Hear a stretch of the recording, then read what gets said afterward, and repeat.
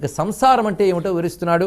అనేక జన్మ సంభూతి సంస్కృతి పరికీర్తిత సంస్కృతిం ప్రాప్నువంచేతే ఏతుమాం గణయంతి నా.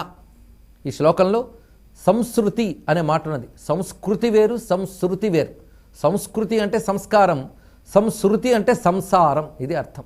అంటే నిరంతర ప్రవాహ రూపంలో ఉంటుంది కనుక సంస్కృతి. శృతి అంటే ప్రవాహము, ప్రవహించున్నది అని అర్థం. ఇది ఒక సంసారము. సంసారం అనగా పుట్టుట, చచ్చుట, తిరిగి పుట్టుట, తిరిగి చచ్చుట, అనేక జన్మ సంభూతి, ఇలాంటివి ఎన్ని కలిగాయో ఇప్పటికీ. వీటినే మనకి సంసారము అని చెప్తూ ఉంటారు. ఎవరైతే ఈ సంసారంలో పడి కొట్టుకుపోతూ ఉంటారో వారు పరబ్రహ్మ ఉన్నాడని కూడా లెక్క పెట్టరు. లేకపోతే అనేక మంది జీవులు మనకు ప్రపంచంలో కనబడుతున్నారు.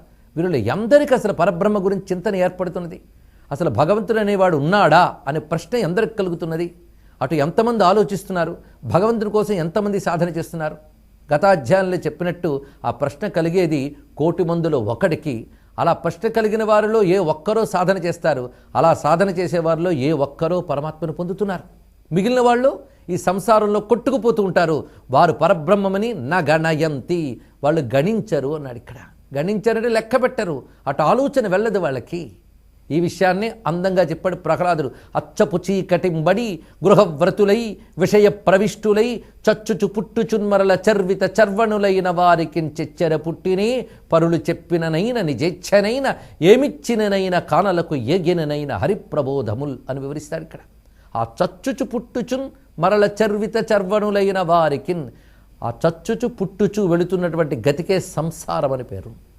ఇలాగ కర్మల వల్ల వివిధములైన గతులతో జన్మలతో వెళ్ళిపోతున్నటువంటి సంసార లంపటలు మాం గణయంతి నా, వారు నన్ను లెక్కించరు. ఒకవేళ నన్ను తెలుసుకుని చక్కగా ఉపాసన చేసినట్లయితే వాళ్ళు క్రమంగా ఉత్తమ గతుల ద్వారా ఈ శుక్ల మార్గం ద్వారా నన్ను పొందుతున్నారు అని క్రమముక్తి విధానాన్ని చెప్తున్నాడు ఇక్కడ. సర్వము బ్రహ్మమయమనే భావనతో ఉంటూ సర్వము బ్రహ్మమయమని దర్శించేటువంటి జీవుడు కూడా పరబ్రహ్మతో అభిన్నుడైనప్పుడు వాడు జీవన్ముక్తుడవుతాడు. అది జ్ఞాన మార్గం. అలా కాకుండా పరమాత్మని ఒక పద్ధతిగా ఉపాసించేవారు ఉపాసకులు, వీళ్ళు కూడా తరించిపోతారు. వీరు క్రమముక్తి ద్వారా పరబ్రహ్మమును పొందుతారు. వాళ్ళకు కూడా మరి జన్మ ఉండదు, మళ్ళీ సంసారంలో పడరు. ఇలా కాకుండా కర్మ మార్గాల్లో వెళ్ళేవారు మాత్రము సంసారాల్లో పడతారు సుమా. ఇది గతుల్ని బోధిస్తున్నాడు ఇక్కడ గణపతి. ఏమాం సమ్యగుపాసంతే పరం బ్రహ్మ ప్రయాంతితే ధ్యానాజ్జైరుపచారైర్మాం తథా పంచామృతాదిభిః స్నానవస్త్రాద్యలంకార సుగంధ ధూప దీపకై నైవేద్యై ఫలతాంబూలై దక్షిణాభిశ్చయోర్చయేత్. ఏమాం సమ్యగుపాసంతే, ఈ 2 శ్లోకాల్లో ఈ ఒక్క పదం తీసుకుంటే చాలు.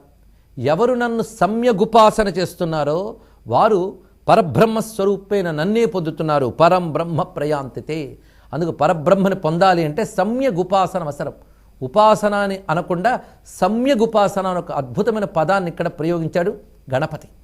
సమ్యక్ అంటే సంపూర్ణముగా, సమగ్రముగా అని అర్థం. ఇక్కడ సంపూర్ణమైన ఉపాసన కావాలి. సంపూర్ణము అంటే త్రికరణములు ఏకమై చేస్తే అది సమ్యక్ అవుతున్నది. అలాంటి సమ్యగుపాసన చేయాలి.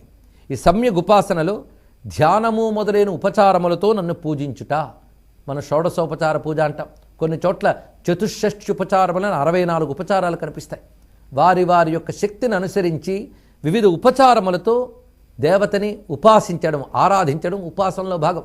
అందుకు ఉపాసనలో మంత్రజపము, అదేవిధంగా న్యాసము, హోమము, పూజ, ధ్యానము ఇన్ని కలిసి ఉపాసన అనిపించుకుంటాయి. అందుకని ఉపాసన అంటే కేవలం జపం మాత్రమే కాదు, జపంతో పాటు చేయవలసినవి చాలా ఉన్నాయి. అందుకే ధ్యానాది ఉపచారములు అన్నాడు ఇక్కడ. ధ్యానాది అంటే ధ్యానం మొదలుకొని ఆవాహన, ఆసనము, అభిషేకము ఇలా చెప్పబడుతూ ఏవైతే ఉన్నాయో ఉపచారములన్నీ కూడా ఉపాసనలో భాగమరే. అయితే కేవలం ఉపచారాత్మకమైన పూజతో ఆగిపోదు ఉపాసన. దానితో పాటు భక్త్యైక చేతసా చైవ తస్యేష్టం పూరయామ్యహం. భక్తి కలిగిన చిత్తంతో నన్ను ఎవడైతే నిత్యము ఈ విధమైన ఉపచారములతో పూజిస్తాడో వాడి యొక్క కోరికలను నేను తీరుస్తాను.